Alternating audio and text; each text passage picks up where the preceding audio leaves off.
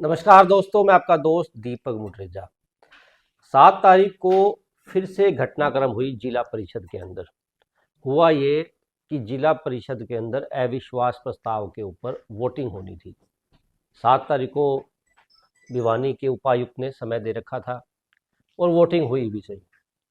और सबसे बड़ी बात ये है कि अनीता मलिक जी फिर से अविश्वास प्रस्ताव को तोड़ करके दोबारा से जिला परिषद की चेयरपर्सन बन गई हैं। पहले तो चेयरमैन साहब, आपको बहुत बहुत बधाई हो कि आप दोबारा से इस कुर्सी पर विराजमान होंगे। तो पहले तो मैं आपसे यही जानना चाहूँगा, कितनी खुशी आपको हो रही है? जो अविश्वास प्रस्ताव रखे हुए थे, 15 पार्षदों ने अविश्वास प्रस्ताव का डीसी साहब को एप्लीकेशन दी थी, लेकिन वो अविश्वास प्रस्ताव धड़ाम हो गया। अब दोबारा से आपको मौका मिला है, वो क्या कहानी थी उसके पीछे की? सबसे पहले तो दीपक जी नमस्कार, और आपके जितने भी दर्शक हैं मैं उन सभी को नमस्कार करती हूँ। देखो जी, डीसी साहब ने 7 तारीख को मीटिंग बुला रखी थी और वो 7 तारीख न हो चुकी है। 15 पार्षद भी आए हुए थे और सारे इकट्ठे सुनने में आई थी कि भाई इकट्ठे होके आए थे। इकट्ठे कहाँ से होकर के आए थे? वो कहीं इकट्ठे वो तो बैठे थे जी क्या? पता है, कोठी पे तो होके आए थे। सांसद साहब की राज्यसभा और जो मंत्री जी हैं उनकी कोठी से आए थे। और देखो, चुनाव बहुत अच्छे तरीके से हुआ और मैं दोबारा से इस कुर्सी पर विराजमान हूँ। मैं सभी पार्षदों का, और पार्षद भी अपने इतने जागरूक हैं विदेश से आकर जिन्होंने वोटिंग की है। विदेश से आकर के मतलब समझ में नहीं आई। विदेश से कैसे? दर्शकों को बताना भी चाहिए ना, विदेश से कैसे? देखो जी, पहले वो कांग्रेस में समर्थक थे और अब अच्छा। विदेश से आके वोट के अच्छा, प्रति मतलब इतने जागरूक आप थे। ये कहना चाहते हाँ हो कि हाँ हाँ आपका कोई पार्षद जो विदेश में गए हाँ हुए थे, हाँ वो इंडिया में आए थे उस दिन वोटिंग करने के लिए? हाँ जी, हाँ जी, इंडिया में उस दिन आए थे और उनने उनका भी मैं आपके चैनल के माध्यम से धन्यवाद करती हूँ कि भाई वो इतने जागरूक हैं, और सभी पार्षदों का भी मैं धन्यवाद करती हूँ। नहीं, मैं जानना चाह रहा था मलिक जी आपसे कि ये जो 15 पार्षद, जो जिन लोगों ने अविश्वास प्रस्ताव दिया था कि वो चाहते थे कि आपकी कुर्सी को गिराया जाए, फिर एकदम से जो वोटिंग हुई उसके अंदर तो 13 ही लोग जो है वो आपके विपक्ष में गए, दो फिर भी आपके पक्ष में आ गए। उसके पीछे की क्या कहानी थी? वो दो आपके जो विरोध में थे वो पक्ष में कैसे आ गए?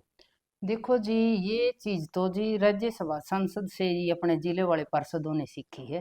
मतलब क्रॉस वोटिंग कैसे हो गई जब वो? क्रॉस वोटिंग तो देखो, जिस तरह अपने कुछ और होने, पहले राज्यसभा का जो माकन साहब के साथ हुआ था ना क्रॉस वोटिंग, तो अजय माकन जी के साथ, तो ये यहाँ के पार्षदों ने भी यहीं से सीखी है।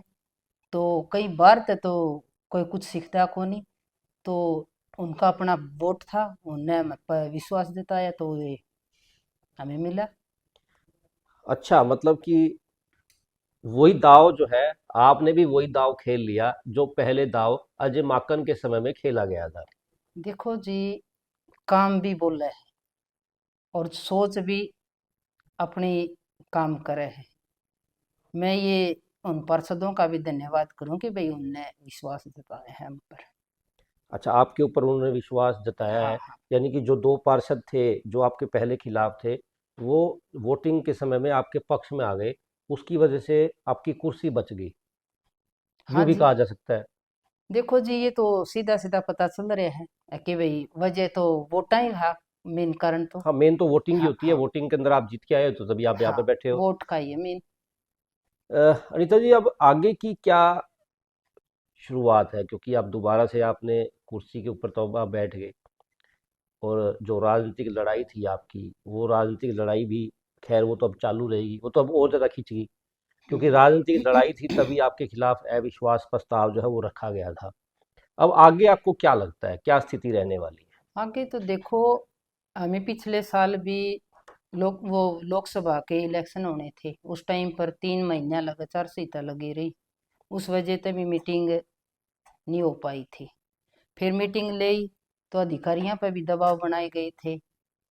राज्यसभा सांसद बनने के बाद फिर मीटिंग रखी थी, तो अधिकारी ने बोल दिया कि भाई मैं, मेरी तबीयत खराब है, तो मैं यही मानती हूँ कि जितने भी पार्षद अगर उस तरह आए हैं अब जो खिलाफ में गए थे, उनको बहकाया भी गया था कि भाई इन्हें इब हटा देंगे पद से।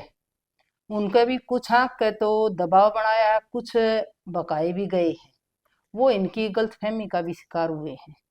पर काम उनने भी, पार्षदा ने भी पता है कि हमने पूरे 22 के 22 जितने भी पार्षद हैं सबको समान रूप से काम करवाया गया है, और पूरे जिले को पता है, बताने की जरूरत नहीं है।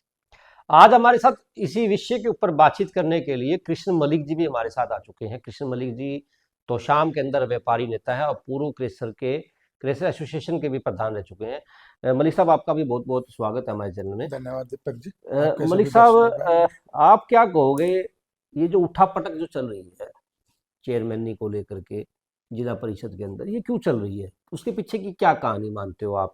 क्योंकि आप भी जो है इस लड़ाई के अंदर लगातार दिख रहे थे कि आप भी जो है लड़ाई को लड़ रहे थे जोर शोर से।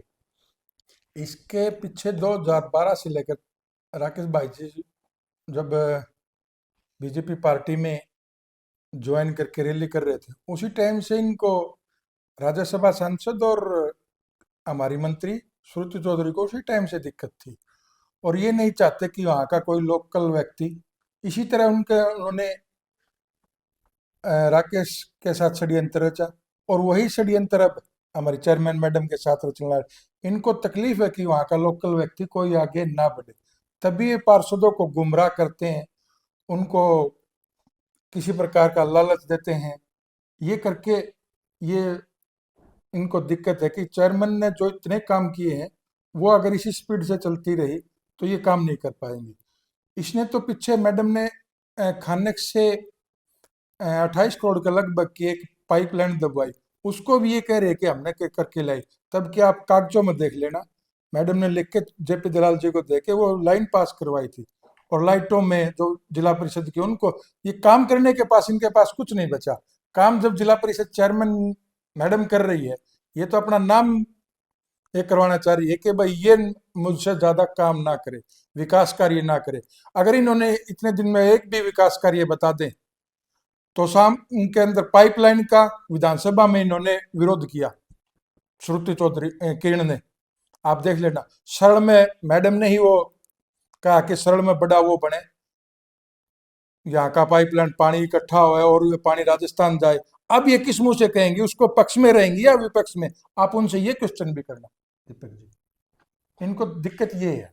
अब जो हालात बने हुए हैं कृष्ण जी, वो क्या, कैसे हालात आप मानते हो कि देखो, जो भी व्यक्ति चुनाव में भागीदारी लेता है, सोचता है भाई हमारा नेता जो है ऐसा होना चाहिए जो विकास करे, विकास के नाम पर ही वोट जो है वो दिए जाते हैं। लगातार जिस प्रकार से आप लोगों को भी जिला परिषद में आप लोग चेयरपर्सन बने हैं, मैडम बने हैं, तो लोगों ने, पार्षदों ने इनको वोट दिए, वोट दे करके इनको जिताया है। वो भी चाहते हैं कि हमारे काम हो, हमारे विकास कार्य भी हो। तो आगे की क्या जो है प्रायोरिटी रहेंगी, किस प्रकार से आगे जो है काम होगी? विकास कार्य तो पीछे भी बहुत से के, लेकिन ये कांग्रेस पार्टी छोड़ के जब बीजेपी में आए, तब से इन्होंने उन कार्यों पर रोक लगा दी। कभी अधिकारियों को नहीं होने दिया, कभी और उसमें नहीं। अभी बजट बहुत सा है, लेकिन इन्होंने अधिकारियों से सरकार का दुरुपयोग करके उनको रोक किया गया है। इसी तरह यह विश्वास प्रस्ताव लेके आए थे अभी, जो इनको अपनी भूल का, कमजोरी का सबसे पूरा हरियाणा को उनका एहसास हो चुका है कि भाई तोशाम की चेयरमैन, भिवानी जिले के चेयरमैन तोशाम से संबंध रखती है और वो इनसे बहुत ज्यादा मजबूत है। इसी डर से ये पीछे पड़े हुए हैं कि इतनी मजबूत, ये तो बहुत ज्यादा कमजोर है। कभी तो ये क्रेशर वालों को कमजोर बताती है, कभी व्यापारियों को, कभी गौशाला वालों को, कभी वो। अब मैं उनसे यही पूछना चाहता हूँ, वो भी पूछें, और उस राज्यसभा सांसद से भी, कि भाई कमजोर कौन है? क्या वो हटा पाई सरकार का सारा तंत्र यूज करके, धन बल प्रयोग करके? क्या चेयरमैन ने से हटा पाई? उन्होंने तो सामने जाए तो पूछना चाहिए। और मैं भी पूछ रहा हूँ कि कमजोर कौन है? ये तो इतनी कमजोर है कि सामने पड़ा हुआ रोड़े पत्थर भी रास्ते से नहीं हटा सकती। इसके मुकाबले तो जिला परिषद चेयरमैन हमारी बहुत मजबूत है, एक का सा।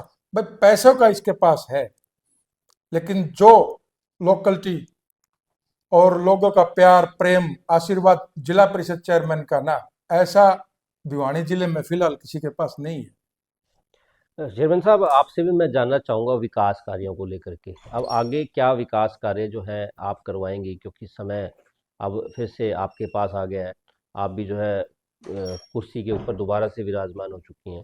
तो किस प्रकार से आगे की जो रणनीति है वो रहेगी, किस प्रकार से आप आगे जो है वो विकास कार्य आप करवाएंगे? एक देखो जी, जिले में जितने भी काम करवाने के होंगे पार्षद अपने अपने लेटर पैड पे बनवा कर लाएंगे। जो भी काम जरूरी होंगे बजट के अनुसार वो काम पास करे जाएंगे। एक तो भिवानी जिला खेला में बहुत आगे है, सभी को पता है। जिम होने चाहिए ज़्यादा से ज़्यादा। पढ़ाई खातर बच्चा ने लाइब्रेरी कंपटीशन पढ़ाई से रिलेटेड इतना ज़्यादा हो रखा है, लाइब्रेरी भी होनी चाहिए। पार्क भी बनवाए भी है और भी बनवाए जाएंगे। और बहुत सारे जिला परिषद काम हो सके हैं। टैंकर हैं, पहले भी बांटे थे, अब भी कुछ टैंकर 20-25 शायद बने खड़े हैं, वो भी दे जाएंगे। और ट्रैक्टर के भी हमने टेंडर लगवा रखे थे, इनमें भी टेंडर वगैरह भी शायद कैंसिल करवाए हैं। अब दोबारा तो हमें काम करवाने की अपनी तरफ तो पूरी पूरी नहीं, वो काम करवाए जाएंगे। हमें कोर्ट में भी गए हैं कि भाई हमारे काम में रोक लगाई जा रही है, अधिकारियों पर दबाव बनाया गया है। हमें हमारे काम में चाहे हमें कोर्ट के थ्रू वो काम करवानी पड़े। हमारी जो यो पद है, इस पद के प्रति और जिले के जितने भी काम हम करवा सके उनके प्रति वफादार रहेंगे। मतलब कहा जा सकता है कि गाँव का भी शहरीकरण होगा, जिस प्रकार से अब आगे से आपकी जो सोच है भाई एजुकेशन के स्तर पर, और चाहे खेलों की बात जो आपने बताई है, तो मतलब गाँव का शहरीकरण होगा। गाँव के अंदर भी वो चीज़ें होंगी जो शहरों के अंदर जो है आज के समय में मौजूद है।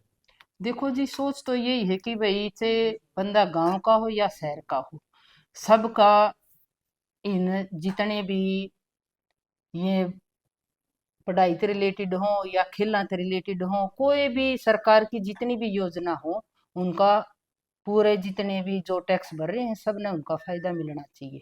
ये बहुत अच्छी बात आपने कही है कि जो व्यक्ति टैक्स भरता है उसको पूरा सरकार का जो है योजनाओं का लाभ मिलना चाहिए। जिस प्रकार से आपने सोच करके बताया है कि एजुकेशन के स्तर पर और साथ ही खेलों के स्तर पर अच्छी अच्छी चीज़ें जो है वो गांव के अंदर लगेंगी, यानी कि गांव का भी शहरीकरण होगा। एक अच्छी जो नई चीज़ जो है वो लेकर के आई है चेयरपर्सन अनिता मलिक। इस बार अविश्वास प्रस्ताव में एक तो कोई राज की बात थी मलिक साहब, जिस जी प्रकार से आप भी जो है अविश्वास प्रस्ताव जब से आया था चिंता की लकीरें आपके चेहरे पर भी देखी जाती थी, भाई कहीं अविश्वास प्रस्ताव आ गया तो जो कुर्सी है वो चली जाएगी। तो क्या लगता है आपको, 2 वोट जो आपने पकड़े उसके पीछे की क्या कहानी थी? क्योंकि 15 जब लोग थे, 15 लोगों ने आपके प्रति अविश्वास दे दिया था एक बार तो, लेकिन वोटिंग के समय में 2 गायब हो गए। उसका क्या कारण है? 2 वोट आपके पास कैसे आ गए? दीपक जी, ये हमारी राज्यसभा सांसद है ना, ये कांग्रेस में जिस टाइम थी उस टाइम इन्होंने बीजेपी से सेटिंग करके अजय माकन को हराने का काम, इसने क्रॉस वोटिंग इसी ने सिखाई थी। और इसी से सीखकर हमारी भिवानी जिले की जनता ने इसी से सीख के क्रॉस वोटिंग करके अब इसको ये एहसास हुआ कि क्या नहीं होना चाहिए। और इसकी तो आपको एक और घटना बता रहा हूँ, इतनी वो है जींद हरियाणा विकास पार्टी की, चौधरी बंसीलाल जी ने जींद में रैली कर रखी थी। और उस टाइम सुरेंद्र जी ने कहा कि भाई आज रैली में बीजेपी का विलय करेंगे। तो जब चौधरी बंसीलाल जी खड़े होके जिस टाइम भाई की बारी आई तो बोला भाई ये सुरेंद्र, ये ऑन रिकॉर्ड है दीपक जी, बोला सुरेंद्र भाई नु का है इन बीजेपी में विलय करना है। बोला तम जनता आलो तम बताओ इन आस्तीन के साफा गला मैं विलय कर लूं जिनने कुर्सी गिराई। तो सुरेंद्र सिंह अपने पिता के इतने भगत थे, उसने उन्होंने उनकी ये बात मानकर उसी टाइम इनको छोड़ के कांग्रेस ज्वाइन की थी। लेकिन ये तो किसी भी बहुत ज्यादा कमजोर न तो चौधरी बंसीलाल के की बात मानी न सुरेंद्र की, ये तो सिर्फ उनके विरोधियों की, आप जानते हो चाहे हमारे लोकसभा सांसद हैं, उनके विरोधियों की बात मानकर और विरोध जो उनका विरोध करते हैं उनके आगे हाथ फैलाकर इलेक्शन जीतती है। बहुत ज्यादा कमजोर। आज के लिए बस इतना ही, कल फिर दोबारा मिलेंगे नई खबरों के साथ। नमस्कार।